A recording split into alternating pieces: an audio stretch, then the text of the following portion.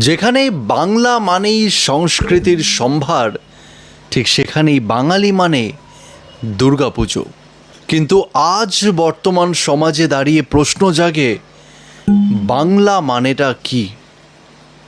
আরে কি, সেটাই তো প্রশ্ন করছি, বাংলা মানেটা কি? দেখুন, এখন কিন্তু আবার বলে উঠবেন না বাংলার মানে হচ্ছে দাদা, বাংলার বাঘ, টাইগার বা জয়, এক্সেট্রা এক্সেট্রা এক্সেট্রা। একদম না। সে তবে যাই হোক না কেন, বাংলার মানে খুশি তো। আরে খুশি তো।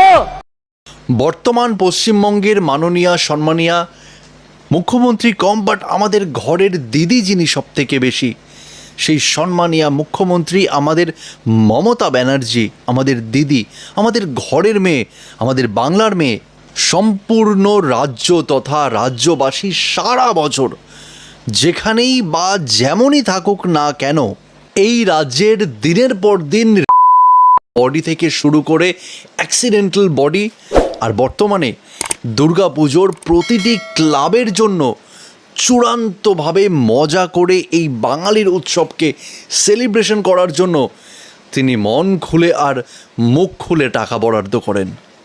কখনো সেটা বাংলার বিভিন্ন ক্লাবকে, বা কখনো বাংলার বেশ কিছু অভাগা পরিবারকে। এক মিনিট, কেউ ধরপড় করে কমেন্টের ভিড় করবেন না কি কে কাকে মারলো, কে কাকে পিটলো, কে কাকে। সেই তথ্য আমি একজন সাধারণ পাবলিক হওয়া সত্ত্বে আমার কাছে এত ডিটেলস থাকাটা নিছকই একটা কাকতালীয় ব্যাপার। কারণ এই বিশেষ কাজ আমাদের মাননীয় প্রশাসন সদর্পণে তাদের কঠিন একাগ্রতা আর দক্ষতার সাথে, নিপুণতার সাথে তারা করে যাচ্ছেন। আর তারা সব সময় আমাদের মতো সাধারণ মানুষের পাশে আছেন। কি খুশি তো। আমরা সমস্ত রাজ্যবাসী তাদের কাছে চরমভাবে কৃতজ্ঞ। আর ঠিক এমনভাবেই আমাদের বিশেষ এক ধর্ম তথা সভ্যতা, বিবেক আর ইমোশনের নিলামি হয়ে গেল স্বয়ং খোদ আমাদের দিদি, আমাদের ঘরের মেয়ে তথা আমাদের মুখ্যমন্ত্রী, তার হাত দিয়ে। আর এবার তো একদম পুরস্কারমূলক এক নিলাম হয়ে গেল। আর সেই সিংহাসনের সামনে বসে থাকা চরম অশিক্ষায় জর্জরিত মানুষরূপের অমানুষগুলোর বসে থাকার মধ্যে যে খুশি আর যে আনন্দ সারা মিডিয়া তথা সারা সোশ্যাল মিডিয়া জুড়ে ফেটে পড়েছে, কেন জানি না মনে হলো হয়তো স্বয়ং খোদ তাদের প্রত্যেকের হাতে আগামী বছরের মুখ্যমন্ত্রী হওয়ার টিকিটটাই এসে পড়েছে।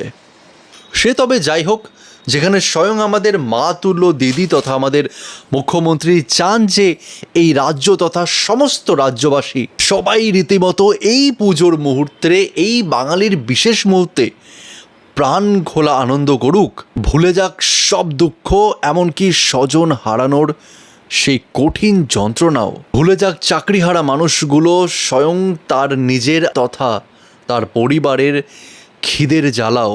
আরে কি হয়েছে তাতে যদি নাই বা হয় সমস্ত রাজ্য জুড়ে হাসপাতাল তথা নার্সিংহোমের চরম কালোবাজারি, সাথে মেডিকেল মাফিয়া রাজ, বা হয়েই গেল লক্ষাধিক মৃত মানুষের শরীর নিয়ে ব্যবসা। নাইবা থাক কোনো স্কুল ভর্তি শিক্ষক, নাইবা থাক আপনাদের উজ্জ্বল ভবিষ্যৎ, থাক না শিক্ষকদের হাতে বইয়ের জায়গায় বর্তমানে ভিক্ষের ঝুলি। আমাদের ঘরের মেয়ে, আমাদের দিদি যখন চায় এবার পুজোটা আনন্দময় হোক, তাহলে খুশি তো? আরে আপনাকে জিজ্ঞেস করছি, খুশি তো। 2025 আসছে, পুজোর আনন্দে সবাই আমরা খুশি তো? স্বজন হারা হোক এই পুজো, সবেতেই থাক মুখ খোলা টাকা, বিচার হারা হোক এই পুজো, ঘরের মেয়ের ইজ্জত হারা হোক এই পুজো, খুশি তো?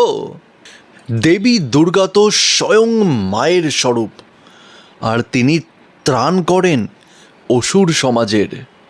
তাহলে এই দানবীয় বাজেটটা কেন? কমেন্ট বক্স আপনার জন্য খোলা আছে সবসময়, লিখে জানান আপনার মনের কথা।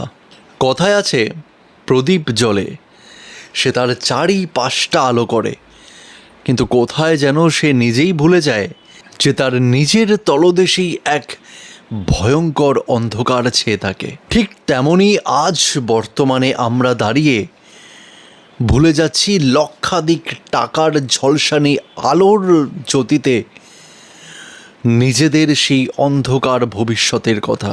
ভুলে যাচ্ছি আমাদের জীবনে ধীরে ধীরে ঘনিয়ে আসা সেই কালো ঘেরা অন্ধকার ভবিষ্যতের কথা। নোংরা রাজনৈতিক হাতছানি আর ধর্ম আর ইমোশনের মধ্যে যে সামান্য ভেদাভেদটা, সেটাও আমরা দিন দিন খুব সহজে ভুলে যাচ্ছি। কারণ ভীষণ দুঃখজনক হলেও আমরা সাধারণ মানুষরা সামান্য প্রলোভনের আছে জীবনের সব কিছু ভুলে যাই। আমরা মানুষ, তাই আমরাই ভুলে যাই। তার মানে আমরা কি শুধুমাত্র এই রংচং আর ঝলসানো আলোতেই সন্তুষ্ট থাকব, নাকি মুখোশ সরিয়ে সেই সত্যিটাকে খুঁজব? কিন্তু এখানে কথা হলো, মুখোশটা খুলবে কে?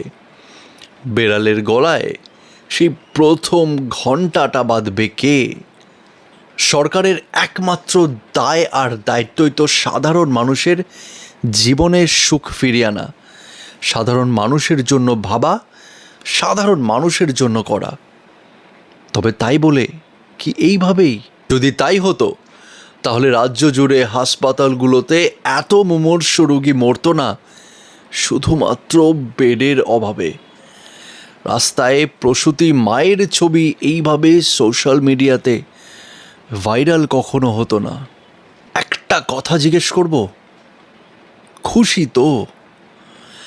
আজ বর্তমানে দাঁড়িয়ে এই পরিস্থিতিতে যদি আপনারা জেগে না ওঠেন, যদি মানুষ জেগে না ওঠে, তাহলে আগামী দিনে এই রাজনীতির হাতেই বিক্রি হয়ে যাবে আমাদের ধর্ম, আমাদের সংস্কৃতি, আমাদের অভিমান, আমাদের সম্মান, আমাদের সব কিছু।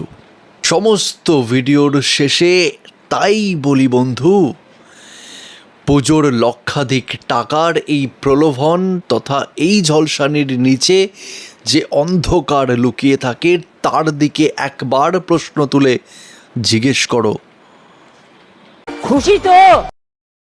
খুশি তো? যদি ভিডিওটি ভালো লেগে থাকে এত শেয়ার করো যে প্রত্যেকটি সাধারণ মানুষের মনকে ছুঁয়ে যায়।